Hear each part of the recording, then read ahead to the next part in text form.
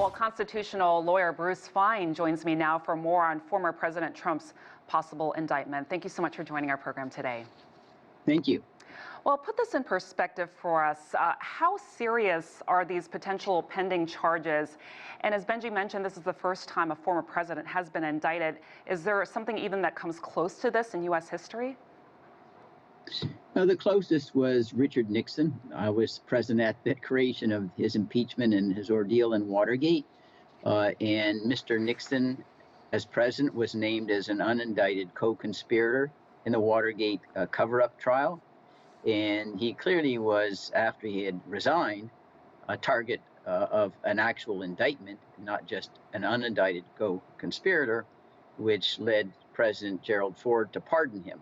You can pardon someone before an accusation, which happened at that time. So that's the closest we got. I do believe Mr. Nixon would have been indicted and prosecuted if it weren't for the pardon.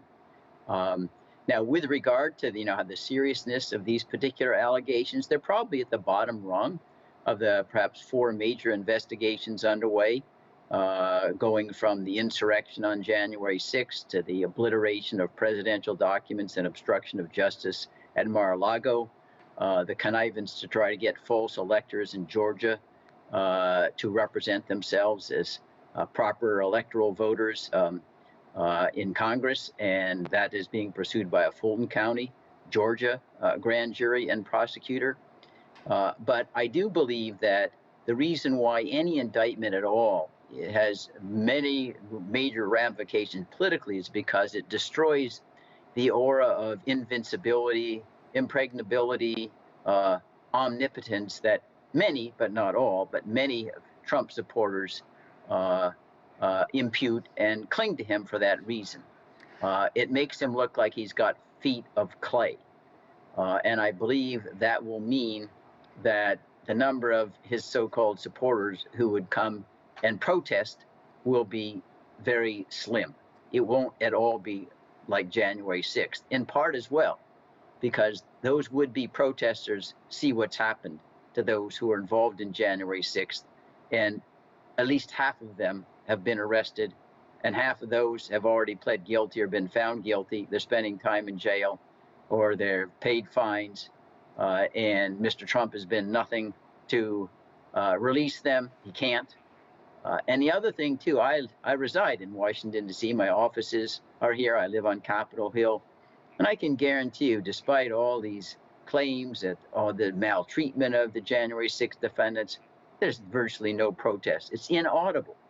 And I think that will substantially deter much of any crowd from protesting a Trump indictment. Bruce, on that note, if I could interrupt you, on that note, you're saying that he's not going to receive that same kind of support as he did, as we saw on January 6th. But how is that going to help the Democrats and some of these opponents, not only within the Republican Party, but also, of course, his Democratic opponents?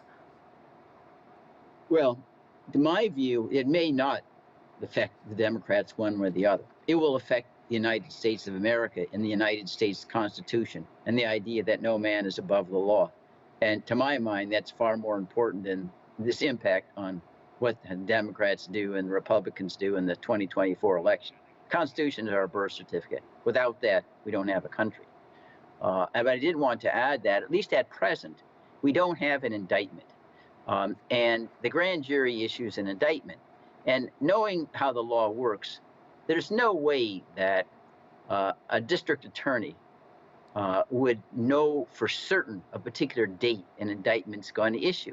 Grand jurors can become ill, they can get caught in traffic jams. So the fact that Mr. Trump says it's going to be on Tuesday indicates that he has an ulterior political motive for making this public at this time.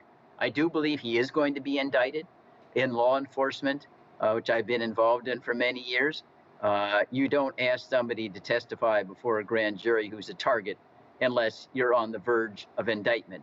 And when he turns you down, there's nothing more to do than take the case and have the grand jurors vote. All right, Bruce, we'll see how Tuesday plays out. Thank you so much for your perspective and your expertise today. Thank you.